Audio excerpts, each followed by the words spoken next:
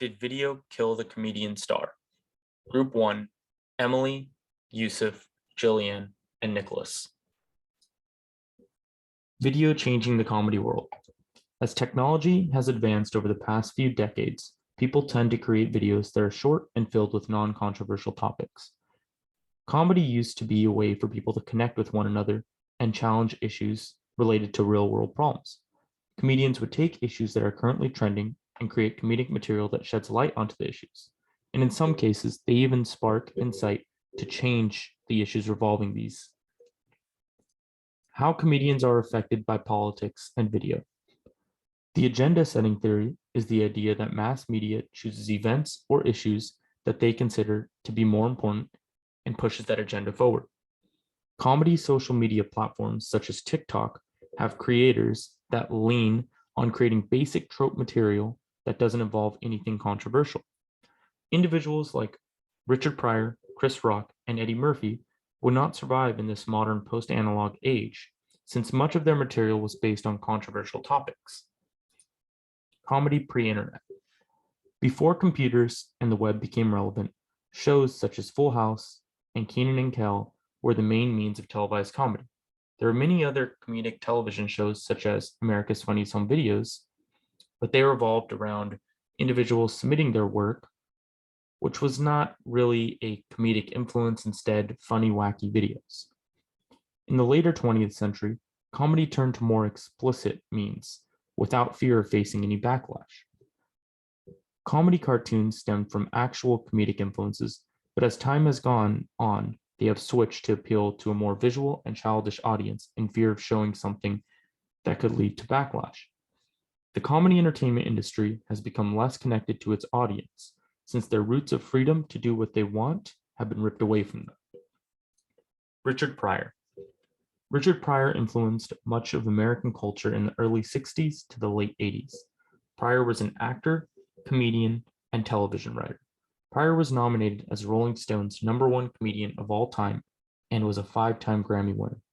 His material tended to be greatly controversial and splitting compared to our modern day standards.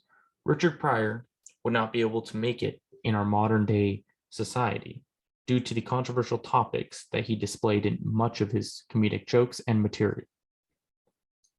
In 1977, Richard Pryor performed at the Hollywood Bowl. When he saw a group of people stating racial slurs and racial innuendos to a group of Black dancers, he used his platform to speak his mind on the issues he saw right then and there. And he asked the audience, how could they promote an event that is based around equality, but not act as if everyone is equal? In today's society, if Pryor or any comedian would have had an outburst like this and spoke their mind as such, they would have eventually been canceled.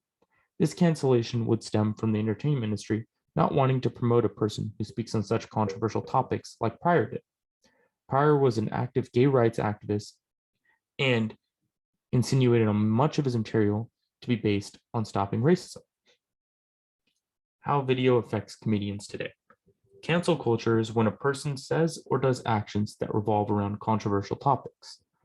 Cancel culture occurs when an individual or individuals feel as if someone has said something or done something to offend them. Through comedians dulling their jokes and drifting away from provocative, controversial, and personal topics, they have tended to remain uncanceled. Joe Rogan.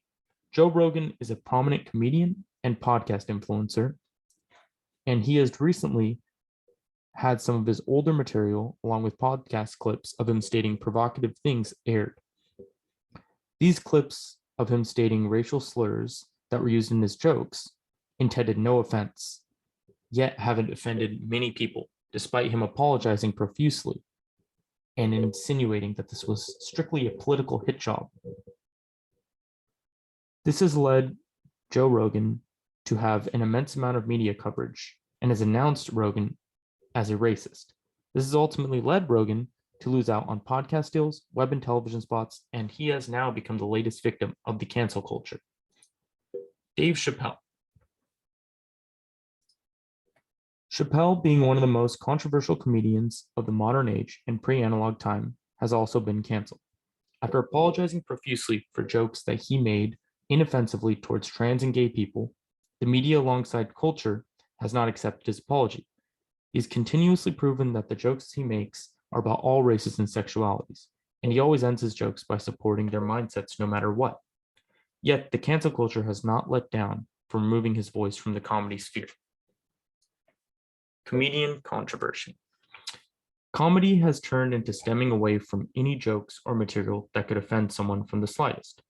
Due to video, comedians have been canceled left and right for joking about the same material that was used in pre-analog settings in the pre-analog age. For this purpose, video has killed the comedian star, whether it be Pryor in 2022 or Chappelle. Video will kill the star through the cancel culture. Video has led comedians to abandon their sensitive material and create dull, lifeless jokes that do not push societal norms to any limits.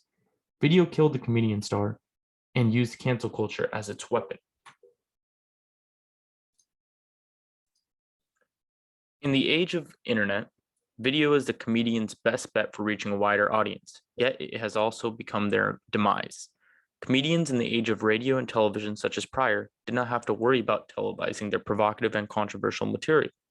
Since society did not have video sharing applications where the masses of audiences could gather and display their voice of offense together, comedians strived on their jokes and material being insensitive and very different from each other.